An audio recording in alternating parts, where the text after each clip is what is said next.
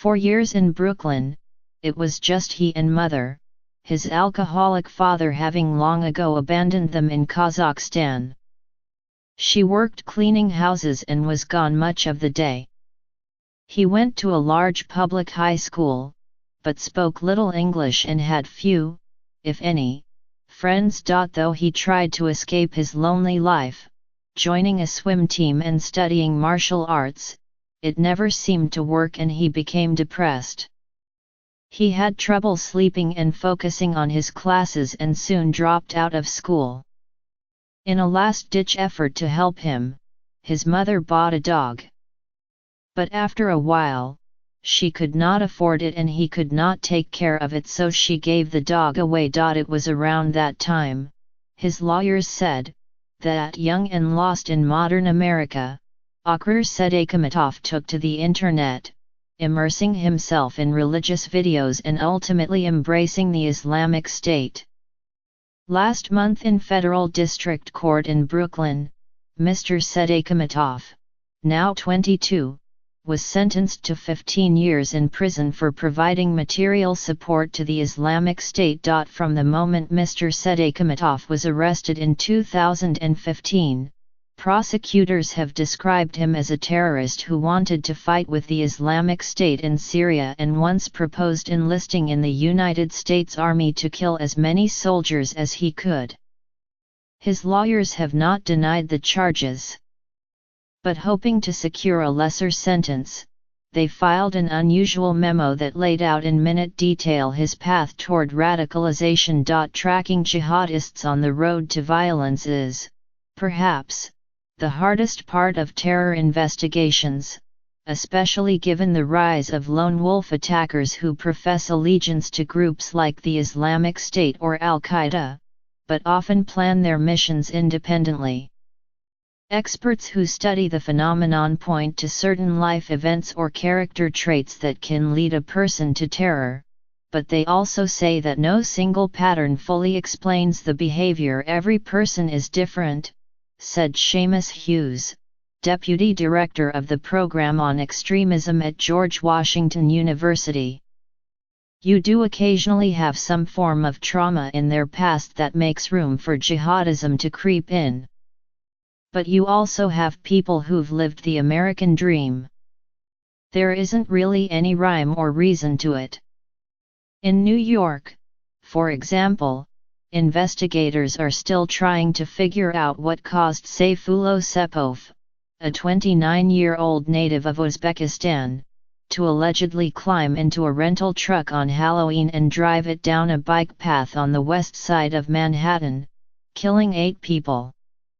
After the attack, Mr. Sepov told the authorities that he had been inspired by Islamic State videos, and those who knew him said that his dreams of success in the United States had not worked out as he had hoped.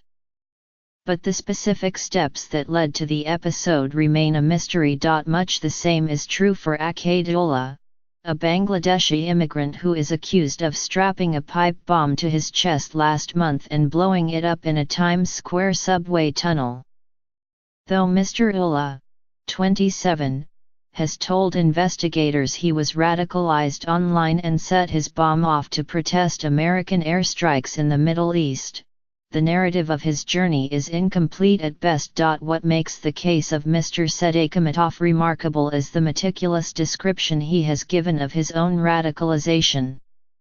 While it is only one man's story, the 53-page memo offers a rare glimpse into a terror suspect's life. Usually with things like this, you get a letter or two from a mother or father, but this is a step-by-step rundown of everything that happened, Mr. Hughes said. It's like reading a novel.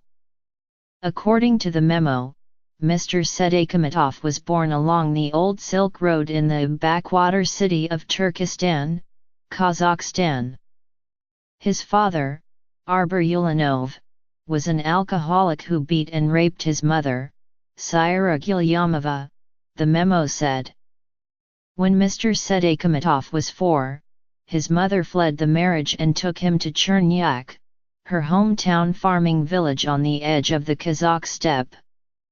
After that, he rarely saw his father, usually, the memo says, roaming drunk on Turkestan's streets. Though Chernyak had a mosque, religion played a limited role in Mr. Sedekametov's childhood. His family identified as Muslim, but did not attend the traditional Friday prayers. His life became even more secular when, after months in Chernyak, his mother moved him to Tashkent, the capital of Uzbekistan. There, she worked long hours as a journalist and left him in their apartment alone most nights until 9, the memo said. Mr. Sedekametov learned to light a stove when he was 7 and often ate solitary dinners, waiting for his mother. The family might have stayed in Tashkent. But Ms. Gulyamova's journalism work eventually ran her afoul of the Uzbek government. She moved to Brooklyn in 2010, settling in the neighborhood of Brighton Beach and taking a job cleaning houses. Mr. Sedekametov remained behind in the care of an aunt. But within about a year, he joined his mother in New York. He was 16 at the time, living in an unfamiliar country where he barely spoke the language and had no friends or family beyond his mother. He enrolled at James Madison High School, but for his first 6 months, the memo said, did not understand a word that was said. In his second year at Madison, prosecutors say, Mr. Sedekametov attacked a safety officer and was expelled. A few months later, he transferred to Abraham Lincoln High School, but did not last long there either. The New York City public schools didn't have the resources or energy to help him, said his lawyer, Adam Perlmutter. So he dropped out. It was then at a time of disconnection, loss, and lack of purpose, the memo said, that Mr. Sedekametov began exploring the internet and found the lectures of Sheikh Abdullah Bukhari, an Uzbek cleric based in Istanbul. Sheikh Bukhari encouraged young men to find meaning in their lives through the practice of Islam, and gradually, the memo said, Mr. Sedekametov did. But while his new religiosity gave him direction, it also led to conflicts with his mother. He began to criticize her for leaving her head uncovered and for not attending mosque, as he had started doing. Once, the memo said, Mr. Sedekametov threw out some of his mother's beauty products fearing they were made with pork, which Islam forbids. After a particularly heated fight, Ms. Gulyamova moved from their home, leaving her son to live alone again. It repeated the pattern of abandonment at the worst time possible, the memo said. Mr. Sedekametov, 18 at the time, asked a fellow Uzbek man he had met at the mosque, Abdurazul Juraboev, to move in. At 24, Mr. Juraboev was older and more devout than his new friend and quickly cast a spell on him, the memo said. Though Mr. Juraboev was also struggling in New York, he worked in a gyro shop. He seemed so versed in Islamic law that Mr. Sedekametov began to call him Sheikh. As the men grew closer, momentous events were occurring in the Middle East. In 2014, the leader of the Islamic State, Abu Bakr al-Baghdadi, proclaimed the formation of a new caliphate. At home in a new apartment in Midwood, Brooklyn, Mr. Sedekametov devoured news of the Islamic State, fueling what the memo called his newfound sense of belonging. Instead of being a lonely kid lost in Brooklyn with limited English proficiency, it said, he was part of a worldwide online community, the Ummah, supporting an Islamic religious movement. As part of that support, prosecutors said, Mr. Sedekametov started posting pro-ISIS comments on Hilo Fat News, an Uzbek-language jihadist website. In one of them, in August 2014, he talked about a mass execution of Iraqi soldiers by ISIS militants. "I was very happy after reading this," he wrote. My eyes joyful so much victory. Mr. Juraboev was also posting comments on the website, and one of them attracted the attention of the government.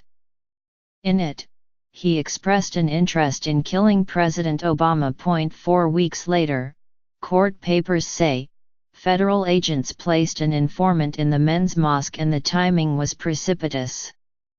Mr. Sedekamatov and Mr. Juraboev had already discussed getting a third roommate. Now, out of nowhere, someone had shown up at their mosque, who shared their deep religious beliefs, the memo said, and who, coincidentally, was looking for a place to live. The case, by that point, was all but over. Within 5 months, Mr. Sedekamatov had bought a round-trip ticket from New York to Istanbul. He told the informant that once he reached Turkey, he and Mr. Juraboev planned to enter Syria and fight with the Islamic State. He had moved from believer, to planner, to doer, the memo said. All of the pieces were perfectly fit in place.